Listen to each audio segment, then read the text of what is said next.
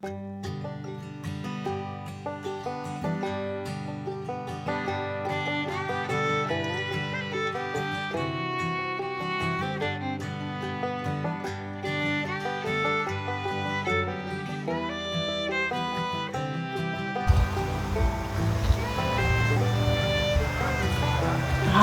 hey guys, good morning. You'll have to excuse me if I'm a little rambly today. I didn't really sleep last night. Ooh, that's my dog, sorry.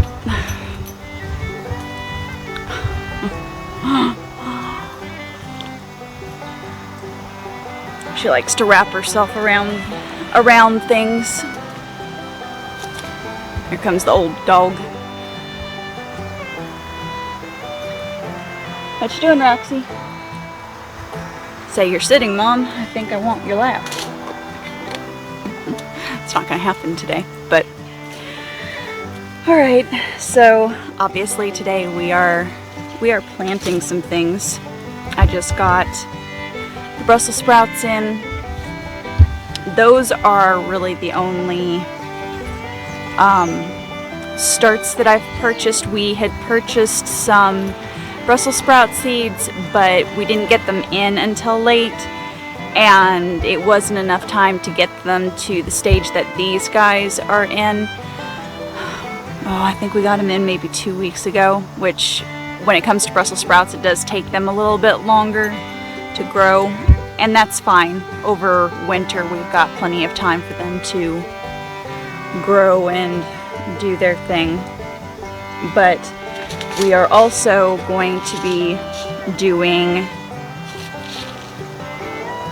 French breakfast radish, and I'm going to put those on the end sides, not in the holes, but in the bed itself, on all of the beds. And this is mostly to help as a bug repellent, hopefully get the protein and enzyme, whatever it is that causes them to repel bugs into the dirt. I also have some garlic and onion starts, but we are also going to be putting this onion in one of the beds as well. So very excited about that. I think that one has been around for like 150 years in our country or something. I'm gonna give the provider bean another whirl and see if we can overwinter some of that. I think I had mentioned that on a previous video. And let me just go through my box here.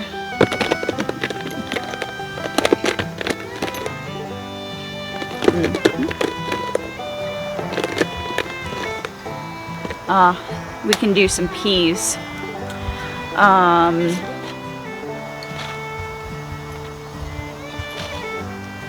So I have these from Sustainable Seed Company. We can go on ahead and put some of those in. See if we can get some more pea goodness. And then, let's see, we have parsnips. We've got turnip. We need to put these in. These are frost tolerant. This is a 30 to 40 day turnip from Botanical Interest. It's a white turnip.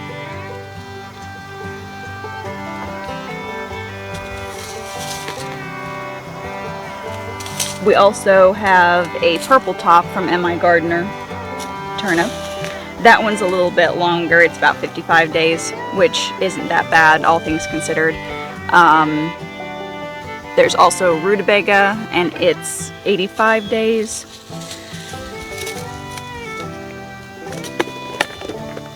So I think we'll play with that white turnip there. Oh yeah, I remember this now. So we also have a white beet. It's a 50 day from Botanical Interest, and so The joke was to make sure that we marked things and or put them in completely separate beds and wrote it down somewhere so that we wouldn't forget. We also have this, it's a gourmet beet blend from Botanical Interest. And then we also have just a traditional early wonder. And the early wonders are about 50-55 days. The gourmet blend is going to be about 65 days. So that'll take a little bit longer, but that's okay. As far as I'm concerned, it's okay. Oh yes, and then we have carrots.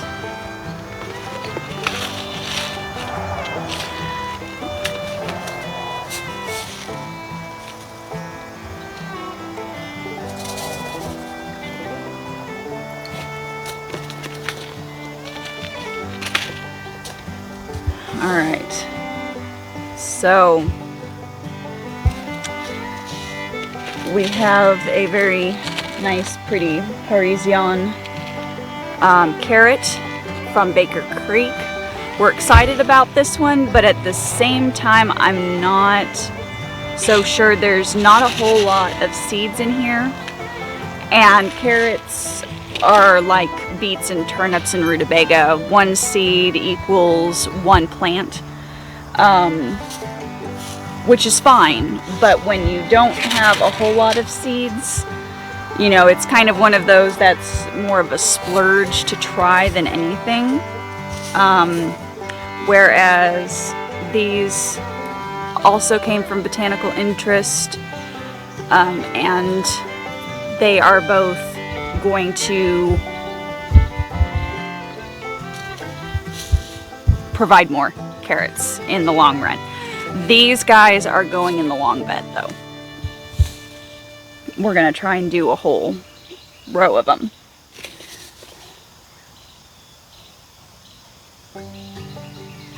And then we have a red cord carrot that we are also going to be planting. So yeah, we've got a little bit here to play with today. So let's go on ahead and get these guys in. Now we're redoing the way that we have the trellises in the beds. You've seen them, you know, hooped over from one side to the next. We're going to be running them long ways down the beds, so I'm not putting anything real close.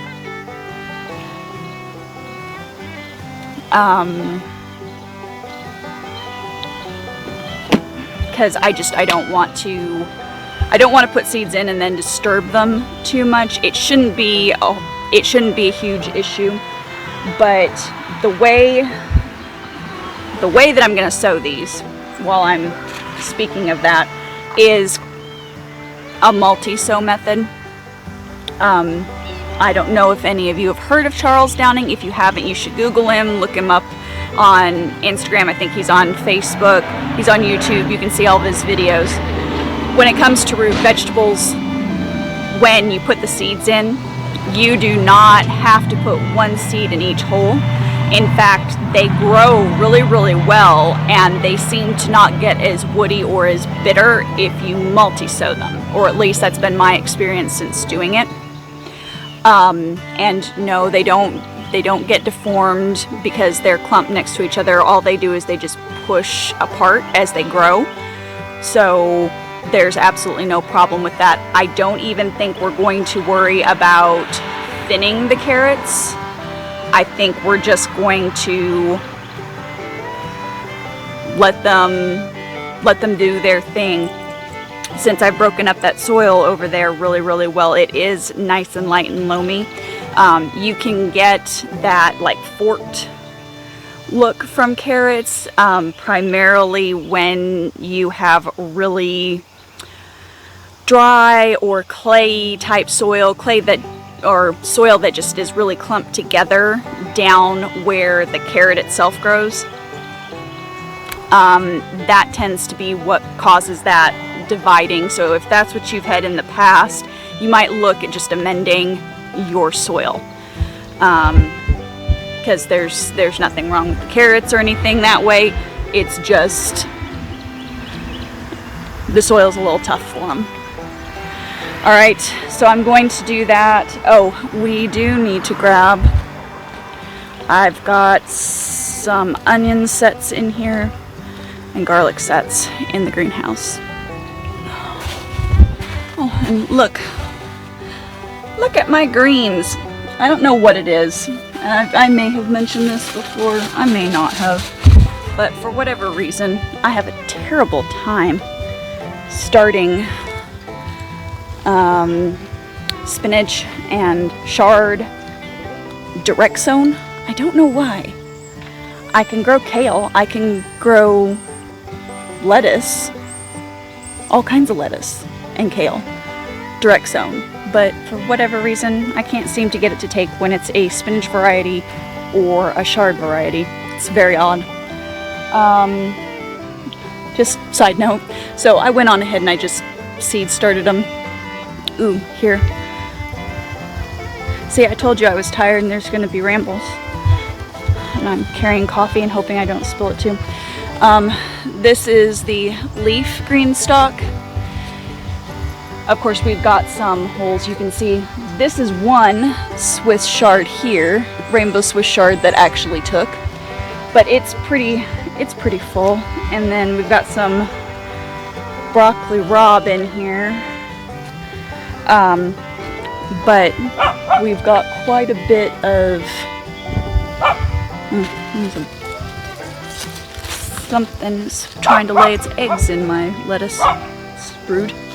Very, very rude. So yeah, we've got some good green growth. Our primary problem has been grasshoppers. I've never had a year this bad for grasshoppers, but there's not much you can do about it, you know. The Captain Jacks that we use that keeps the rest of the bugs away, they don't seem to care about it. They just keep eating. They don't care. It doesn't seem to affect them in the least. So, oh, any of you experienced gardeners out there who have dealt with these weed critters, if you have any recommendations of organic deterrents, please let me know in the comments below, because I would really like some information on that. Alright, so I'm gonna go on ahead. I think we need to add a little bit of soil to some of these holes back here where I'm going to be putting my onion sets. So I'm gonna do that. I'm gonna drag a bag over here, and then we will start planting. And I think in this first bed here, this is where we had the cowpea this spring and summer. I think I'm gonna stick some provider bean in here. That's a green bean, just so you know. I'm gonna stick the provider bean here. This bed gets hit with sun before the other two usually do, and the provider bean is supposed to be a frost tolerant variety, but they're probably going to need a little bit more light and warmth still, just because of what they are. Alright, let me go on ahead and get a bag of dirt over here and get these holes filled up, and we can get our onion sets going, okay?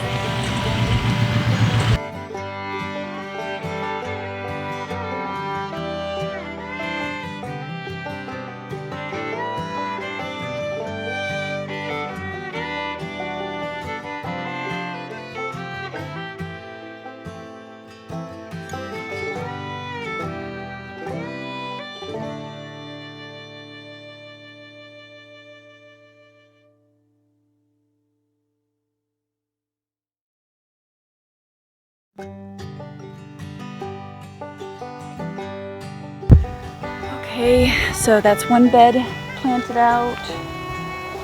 Where did it knock my... Oh, the wind is bringing in some rain. I need my garlic. Now, this is not the technical time, I guess you could say, to be doing garlic, but we seem to be able to grow it this time of the year, irregardless of technicality stuff. So I figured, why not just go on ahead and do it. On this other bed over here, I have for years not had markers or anything, but planting so many seeds and knowing that we needed to put panels in here, I went on ahead and marked things with some broken terracotta pots and some rocks, and all I did was use a Sharpie on them. We have an abundance of broken pieces of terracotta from over the years, and then I have an abundance of rocks.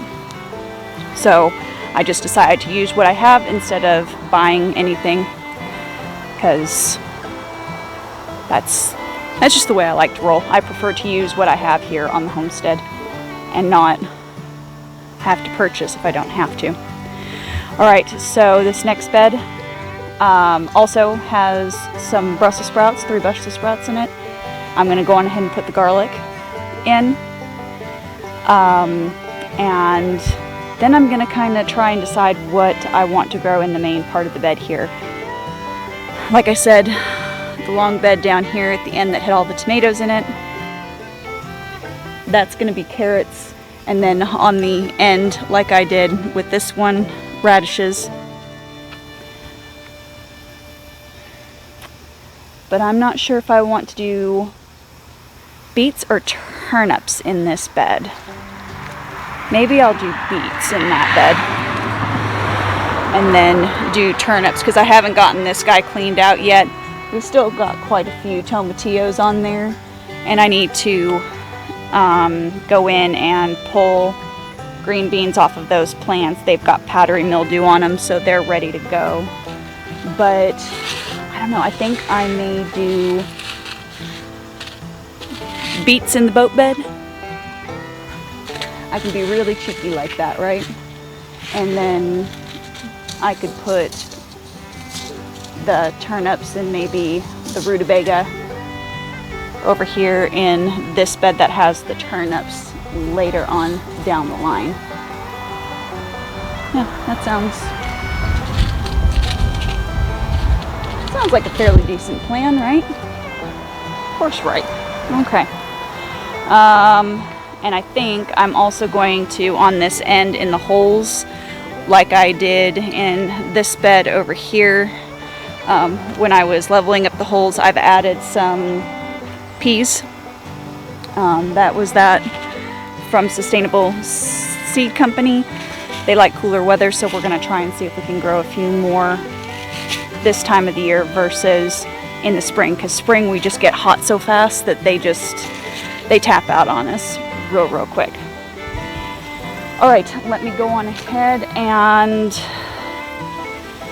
get these beets going and get the garlic going and the radishes and peas along with them. Okay, here we go.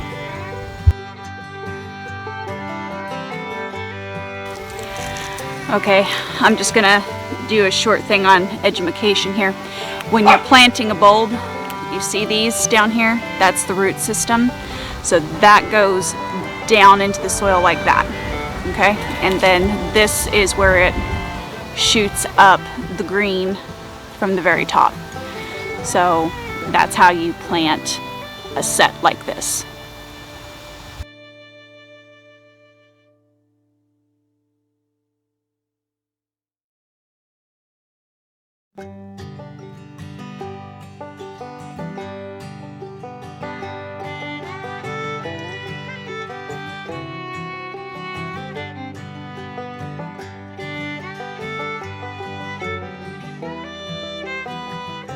Okay, so the bed with the Brussels sprouts and the beets are complete. So we're getting there. We've just got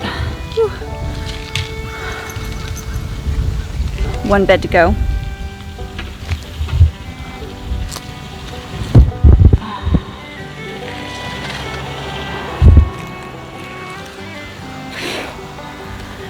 and that bed will have the carrots and that perennial heirloom onion.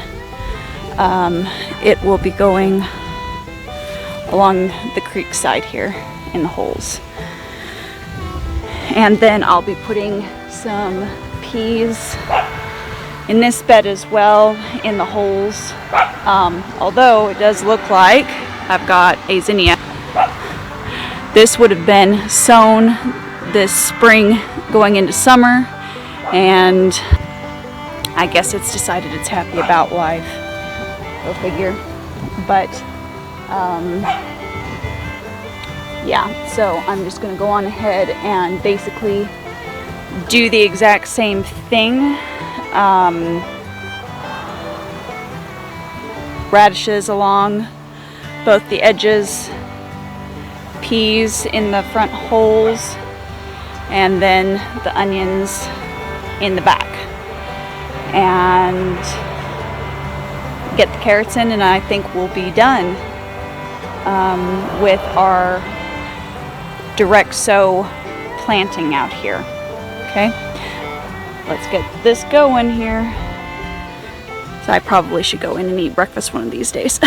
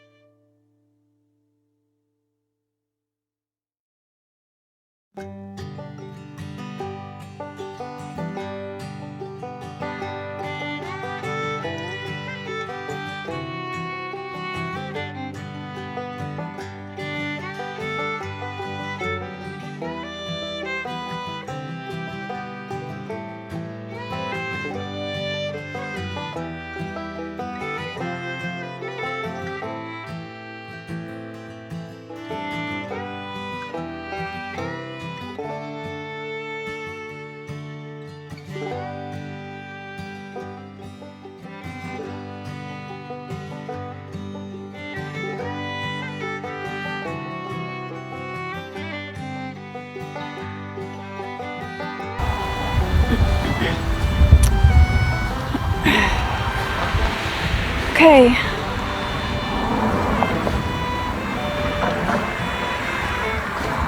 That's the main beds planted out for the fall. Not counting the greens that I've got in the greenhouse. And I'll be seed starting probably some more of the root vegetables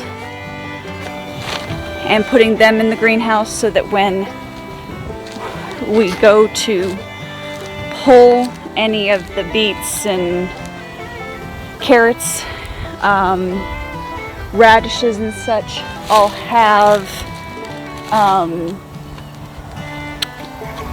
have something to put back in its place. Things over the winter just will naturally grow slower, but since we have the greenhouse, that's going to help me to be able to do staggered planting. So I basically won't have any gaps, and I won't be waiting for the weather in the winter to be accommodating.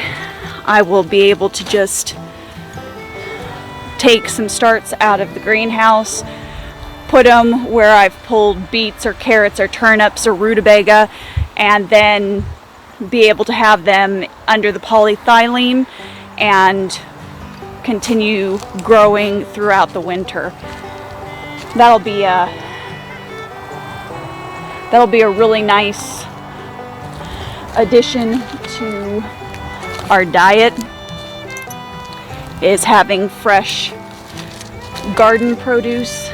It can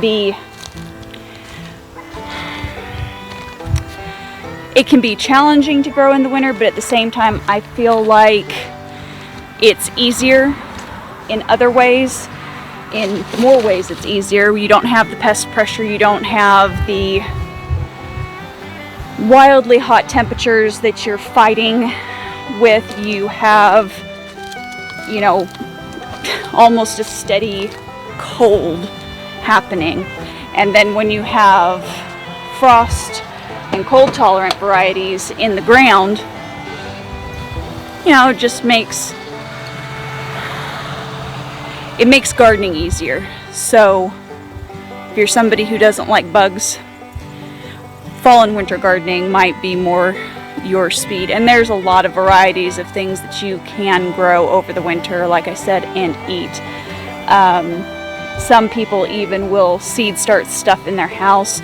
We've tried doing that. Our house is just not real conducive to plant growth. I don't know if it's just because it's too dry in there.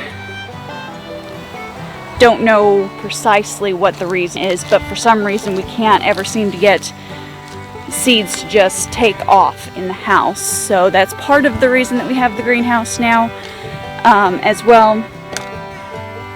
But I think that's all I've got for today. Like I said, I'm a little tired, so this video is probably pretty rambly. Hopefully I gave you something that makes sense, and hopefully I gave you something that you learned.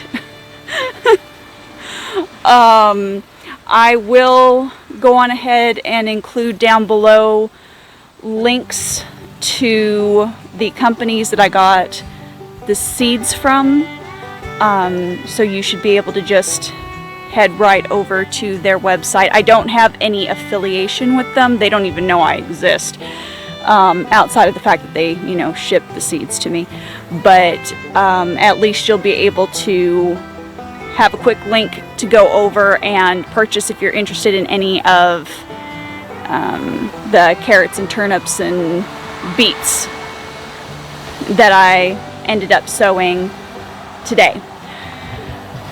Alright, so we're all watered in. I'm going to go on ahead and get in and get cleaned up for church. And guys, that's all I've got for you today. As always, keep it simple, natural, and essential, and I will see you on the next one.